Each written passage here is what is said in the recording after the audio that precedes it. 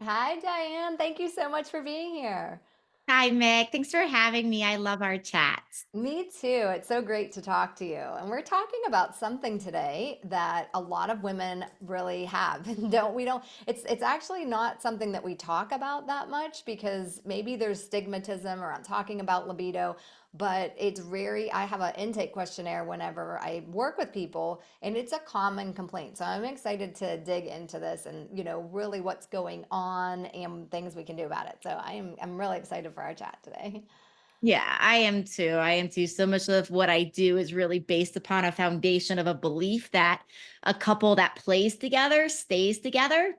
And I really think that play and pleasure and libido, these kind of topics have become so taboo, or like we say they're, hedonistic and, pleasure's bad and all these things. But yet, play helps keep people together. There's research on that. Pleasure helps balance stress. There's research on that. So there's so many different things that this topic of libido and pleasure and play and sexuality actually supports in health. So I'm really excited to be here as well. Yes, yes. Well, let's start to get into a little bit of the dynamics, maybe in our bodies of and hormonally and stuff of some of the reasons that we start to feel this drop in libido. Because it becomes common as we age. You think back to like, okay, I had such a better libido when I was young, and now I feel like I'm losing it, and there's reasons that that starts to happen. Yeah, it's a great thing, and a lot of the things I like to talk about are really are like breaking through surprising taboos about libido, and with that, some of the top myths. And so, what you're talking about right now is like a perfect myth and a perfect taboo to really break into, which is that age has to mean low libido, right? And so, it's so common, right, that I will talk to people that they just feel this way. And what's interesting is I've seen people walk into my practice at 30, at 40, at 50, at 60, at 70. And at any of these ages, I've heard the same thing. I'm getting older and my libido's falling. Right. And so that's super interesting. And, my response typically is, yes, you're getting older, but that's not the reason your libido is falling. Because what we see, right, we do see things, and we know this through our research and study as docs that yes, we do see decline in certain hormones such as DHEA with age, right? That the vaginal muscles, the pelvic floor muscles do can atrophy. They can all of a sudden not have their elasticity to stretch and relax in the same sort of way that can change pleasure. And some of those things typically they commonly will change with age, but they don't have to. And we see this as we see the levels of, say, STDs in nursing homes on the rise, right? And so we know that, yes, we can play until we are, basically until the point that we die if we take care of our body appropriately. But I think one of the things that's happened with libido and age is that there's so many things that we focus on with age around, like, okay, we still need to make sure that we're really getting our stretch routine in, that we're really getting our movement in, that we're really getting our sleep hygiene. All these things are talked about in health as part of like the how we maintain ourselves for age. And for some reason, and I think this is part of the, because it's the taboo conversation, for some reason, sexuality and how to keep the muscles of the pelvic floor and how to keep the organs that are associated with pleasure healthy, that part is just not talked about in the anti-aging world as much as I think it really should be. And I think that's why there's this huge association of like, oh, I'm 30, I'm getting old, or oh, I'm 70, I'm getting old, and therefore my sex drive has to be falling. Yeah, that's a great point because you're right. We're talking about all of the other things. We're given advice all the time on these things, but not on libido. And I think that you're right. So let's talk about some of the things that people can start to do. Well, another, common taboo that I think is related to what you can do here is it's really surprising for a lot of people to hear that hormones are not the only thing that is driving our libido and our sex drive. So when we're talking about things that we can do, it's like a common thing, right? That people will come and they'll want their hormones balanced. And, I'm thinking of one woman in particular right now in her, mid 50s, school teacher with her husband for, largely her entire life. And she comes in and she's like, okay, well, I, need to fix my hormones. And we look at hormone levels, and sure, we have some level of DHEA and testosterone and estrogen and progesterone out of balance, but we normalize those. We get her on some hormone replacement therapy, and all of a sudden she comes in and she's like, doc, my libido is still not fixed, right? So it's a really important thing in relationship to this taboo and to your question of what can we do about it. Because yes, hormones are a really important role, but it's also so common that hormones are not the only thing from a physical root cause. And then we have personal root causes and interpersonal root causes, all of which I, talk about in my courses. But from a physical root cause, a really common thing that gets missed is our circulatory system. And that's talked about for men frequently with erectile dysfunction. But what we don't realize oftentimes for women is that our circulatory system has to supply blood to our erogenous tissue. And that's part of what makes things not hurt and makes things feel pleasurable and brings lubrication. So oftentimes a low libido can be a early warning sign of a cardiovascular issue, even in women. So we want to think beyond hormones. We want to think about stress. We want to think about the neurological system. We want to think about the circulatory system. And that's just really in the physical side of things. And then we also have interpersonal and personal reasons why, say, libido could be low as well. Yeah, those are great points. Let's dive into a little bit of some of those interpersonal reasons that you see commonly happen. Yeah. Yeah, well, it's interesting, this thing that I started out with and saying a couple that plays together stays together. It's so, so, so true. I had a 70-year-old woman that was retired and with her husband 40 years. And when she first came and joined my 21-day libido jumpstart program, one of the things that she said is that when she talked to her husband about sex, and about bringing something new into their life and engaging more this way, his response was like, oh, well, I don't understand why, because I feel fine, with how things are. And so that was creating this like distance, right?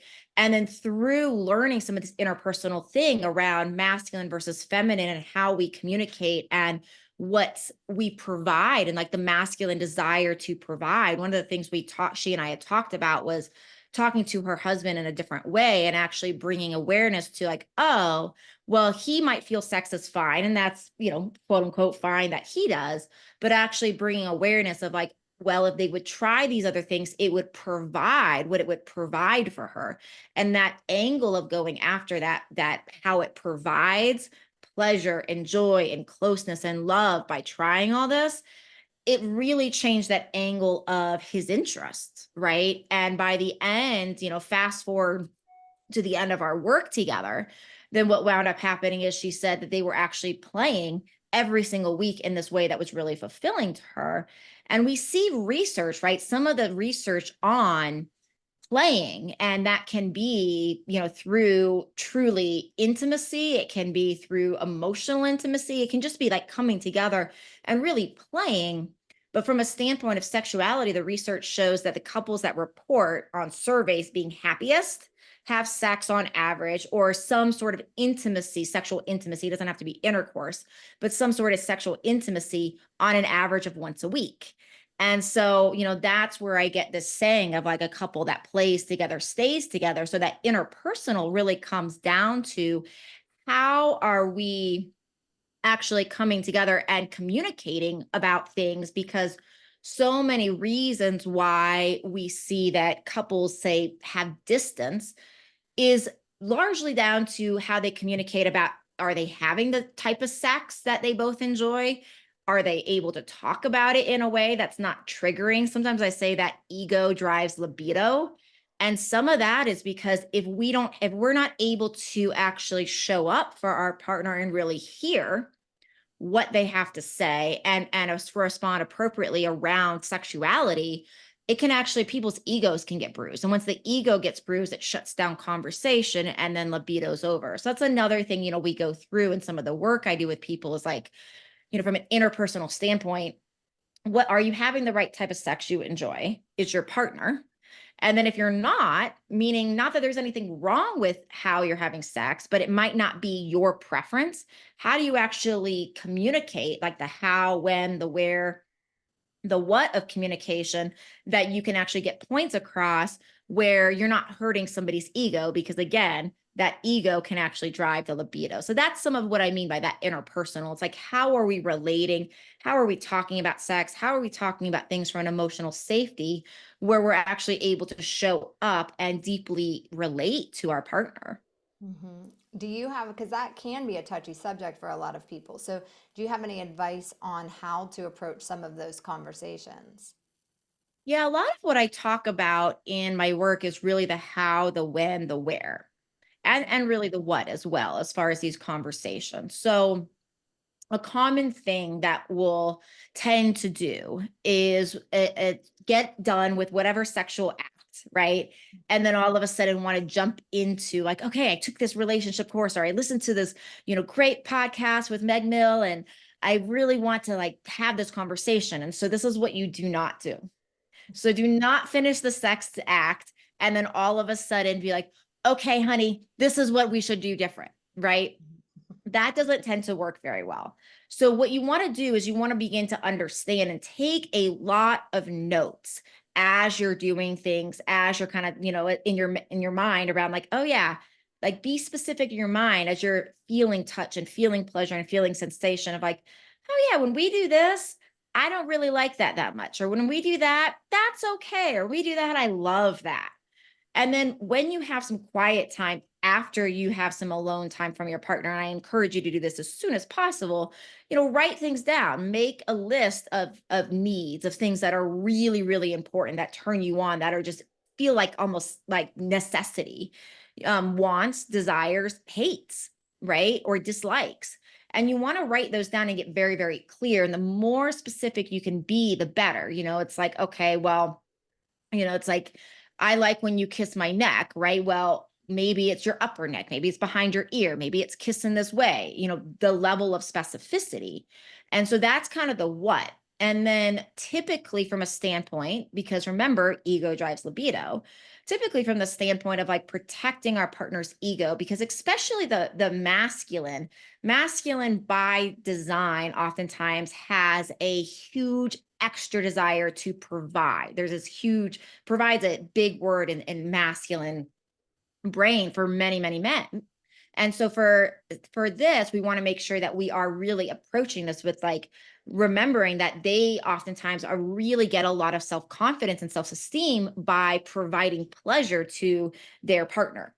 And so in, hetero relationships, when we're talking about male females, if we have a situation where we're almost making somebody or communicating in a way where it's like they feel like they're not providing pleasure, that's where we can get into a lot of trouble. So what we can do is make sure that we're approaching the conversation first of all, outside the bedroom.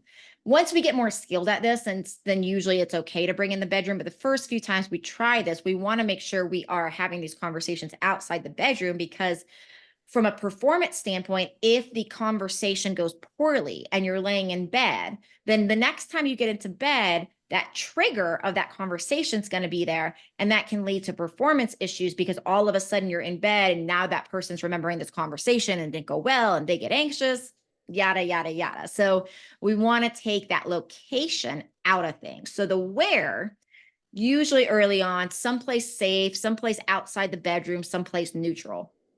And then you also want to consider when.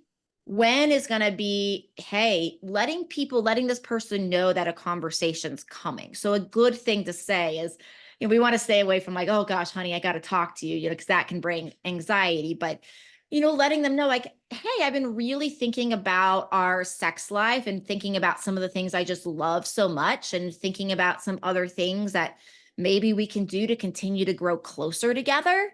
When would be a good time to have that conversation? So we're letting them know it's coming. We're giving them a sense to process that. We're allowing them to agree to have the conversation. And we're also setting it up for that angle of the point of the conversation is to grow closer together. So it can take down a lot of that charge. And then when we're actually in that conversation, we want to make sure that we're also asking them questions. But part of what, we start with is, classic sandwich type of techniques, nonviolent communication, techniques where we're saying things like focusing on, hey, I love when you do this specific, specific, specific, specific, specific. I love when you do this, dot, dot, dot, dot, dot, dot. Now, once we've built them up and talked about all the things, then we can say, hey, and there's these other things that I'm just feeling lately, and I lately being a key word because if this person has been doing this their entire lives, focusing on like the more recent stuff tends to be better. Even if it's been going on for 20 years and you've hated it, there's no reason to say that, right? So unless they specifically ask, and then it's good not to lie. But oftentimes it softens it to say like, hey, lately I'm just feeling like this sort of thing that's happening is just it's just not doing much for me these days, that sort of thing. It's not that I hate it. It's not that really you choosing words around like, hey, it's not really effective for our goals here.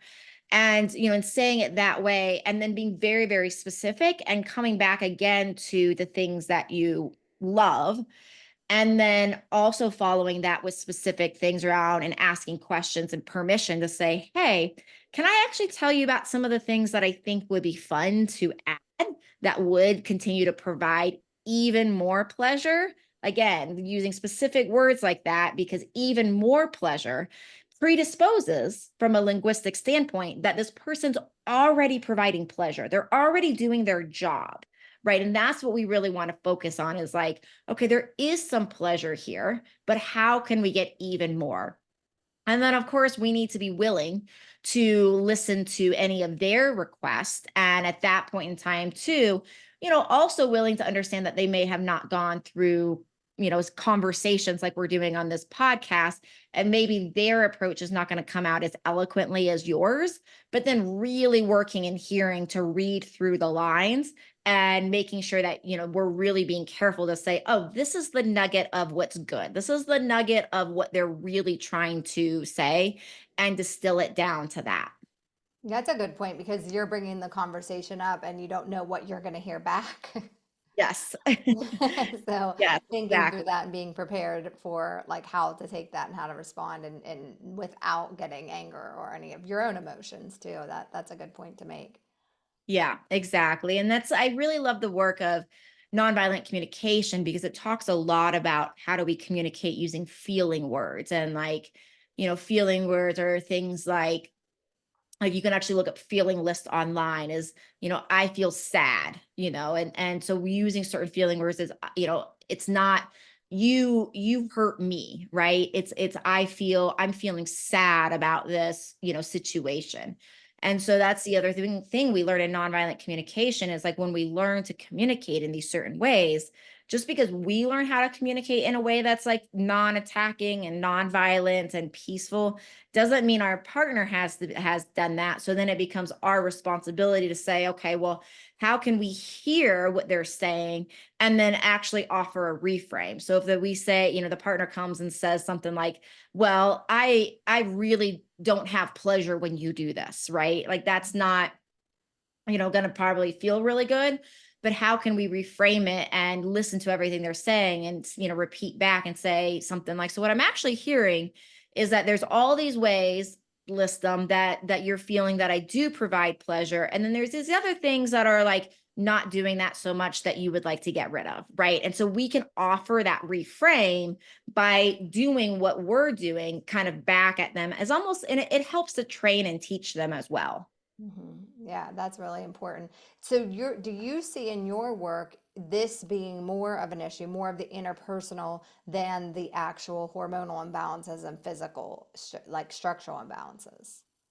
I really see all of these areas be Okay. so important. I mean, I Mhm. don't see that one is predominant over another. It's kind of like with any of the disease processes that we do as holistic providers. It's like there can be certain people that, yes, you get them on DHEA or on an adrenal support, balance their nervous system, and all of a sudden that fixes 90% of their problems. And then Mhm. other people, you do that and it's like, well, they might have more energy and clearer brain, but from a libido issue that can be, nothing. So it really, I really find that for most people it's, it truly is a both and. It's physical, interpersonal, and then the area that we haven't really covered much yet is that personal area. And I Mhm. feel like it's kind of a triad, and that Yes. personal area is a huge point too. Do you want me to talk about Yeah, that? let's go into that a little bit too. Okay. So personally, what I mean is a few different things. One, it's actually learning how to experience pleasure. And pleasure is something that really occurs in the mind. It's like that whole thing of like we can take a walk or we can take a drive, and we can be so lost in the anxiety of the day and the list and all the different things and all our worries and concerns that we're actually not feeling the wind. We're not hearing the birds. We're not hearing the gravel if we're on a gravel path under our feet. We're not like there enjoying all the sensations. And so pleasure and the ability to enjoy sexuality, the ability to enjoy our partner is really largely the ability to be present in the moment. And that's like for sexual pleasure, it's for any pleasure. Like we can't experience pleasure. Like, I don't know about you, but I've had moments of being at a birthday party or something like that where there's some sort of decadent dessert, and one thing I know, I'm like eating it, and the next thing I'm like, where did this go? Like, how did I Mhm. consume that so fast, Mhm. right? Yes. And that's like a very easy to grasp example Mhm. of that pleasure, right? That loss of like, if I'm not present with that chocolate cake or that whatever that deliciousness is, I'm Mhm. actually not experiencing that true pleasure of what my taste buds are able to enjoy. And so that's from a standpoint of personal, as far as enjoyment of our partner. It's a huge thing because so much of us, we've been trained, and this is another like taboo. When we're talking about that taboos, this is another big taboo that I like to break through for people, is we've been trained so much of like this word hedonism, which is really the pursuit of pleasure, is what hedonism really is.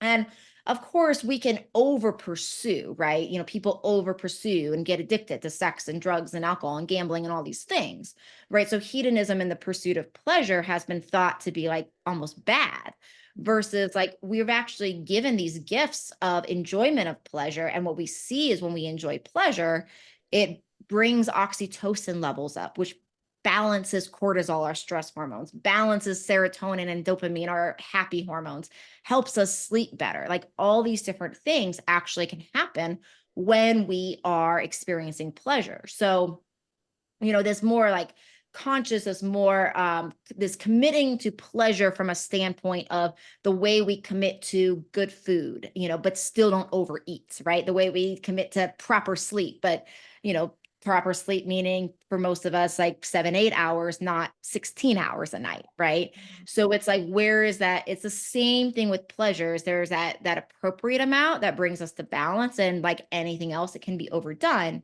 So part of that internal, that personal standpoint of really getting a libido going is actually the practice of being present, the practice of experiencing pleasure. And that oftentimes goes into even healing parts of our sexuality and our sexual anatomy, parts of our muscles, parts of the inner part of our vagina and vulva and clitoris, all of our erotic tissue, that oftentimes we've lost almost this neurological connection with. So many people are numb in these areas, and we've really cut off our sensation of pleasure. So this is where like self-play can actually be a really good tool when it comes to sexuality with our partners, because what we're doing is we're actually practicing bringing our neurological system back into our body and allowing ourselves to experience pleasure. And that's, one of many different things we can say. There's so many different things that we really do in the personal sphere of this. But a huge part, I think the most important, part of breaking through the taboo on this really is in coming to the standpoint of, hey, pleasure is actually here as a way that we have been gifted as humans to actually bring ourselves into balance. And the more we can learn about our own bodies and what our turn ons are and what our turn ons off, what our turn offs are, then the more we can actually not only experience pleasure, but then bring that into that interpersonal sphere to actually communicate that with our partner as well. Yeah, thank you. Yes, I know it is. There's a lot that goes into it. So thank you for really bringing it around the full spectrum. I mean, really, we're looking at a lot of different areas and some of that introspective work to feel like, okay, really taking the time to think of where are the deficiencies, what is going on inside me, and addressing some of those internal things can also be huge. And really thinking we're allowed to have pleasure, think Yeah. in our society it's like work harder, do more, we can actually bring it is good to have pleasure in your life. So thank you so much for everything that you've shared. Can you tell everyone where they can find you?